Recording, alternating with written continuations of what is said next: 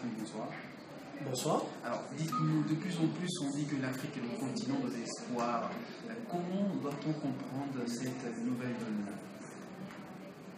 Bon, je ne sais pas si c'est le continent de l'espoir. C'est pas forcément négatif, l'espoir, mais pour moi, ça manque peut-être d'énergie et d'ambition. Moi, je dirais tout simplement que aujourd'hui, c'est le continent d'avenir, l'Afrique, quand on parle en tout cas de numérique.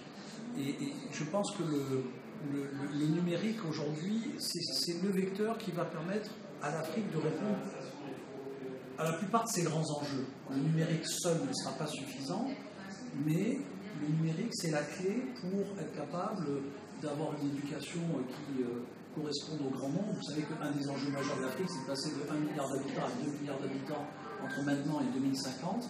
Et donc, bien sûr, ce défi formidable en termes d'accroissement de population, ce défi, il passera, la réponse à ce défi-là, il passera en fait par un usage accru du numérique dans le domaine de l'éducation, mais également dans le domaine, on pense toujours éducation, infrastructure, mais également dans le domaine de l'agriculture.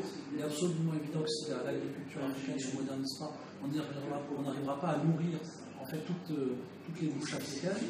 Et je ne crois pas, contrairement à beaucoup d'observateurs, que typiquement, si on prend l'exemple de l'agriculture numérique de demain pour l'Afrique, c'est pas des énormes moissonneuses-batteuses pilotées en fait par des satellites avec des agriculteurs africains qui sont derrière un joystick comme s'ils étaient en train de jouer à un jeu vidéo.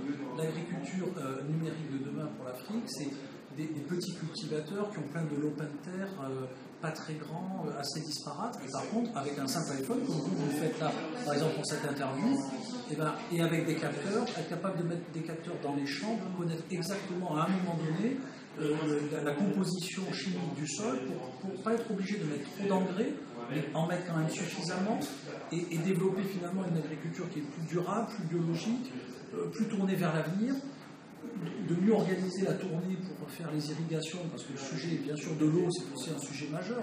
Alors là, pas que pour l'Afrique, pour le monde entier. Et donc, il faudra qu'on utilise mieux l'eau. Et donc, avec un simple iPhone, avec des simples capteurs, on pourra être capable de moderniser et d'augmenter les rendements de façon tout à fait colossale. Et ça, c'est vrai, mais dans je ne sais pas combien de domaines. Dans le domaine du e-gov, puisque ça, c'est vraiment un domaine de prédilection, moi, je suis absolument convaincu qu'on ne fera pas une fiscalité africaine comme on a fait une fiscalité dans les pays occidentaux. C'est-à-dire que le modèle qui consiste à avoir un impôt sur le revenu qui arrive chez vous à une adresse postale et puis en fonction de ce qui est marqué dessus, vous allez payer en ligne, ça ne fonctionnera pas en Afrique. Une partie des Africains n'ont pas d'adresse physique. Alors, à qui vous voulez envoyer ça? Donc, tous les Africains ont tous un téléphone portable dans la main et 25% d'entre eux, ils ont même un smartphone. Et donc, si vous mettez en place un système, par exemple, de micro-imposition sur chacune des transactions qui sont faites avec les téléphones, parce que vous savez aussi que, bien sûr, l'Afrique, c'est aujourd'hui celle qui réinvente les usages en termes de mobilité et d'usage en fait, de la téléphonie, notamment dans le M-Payment.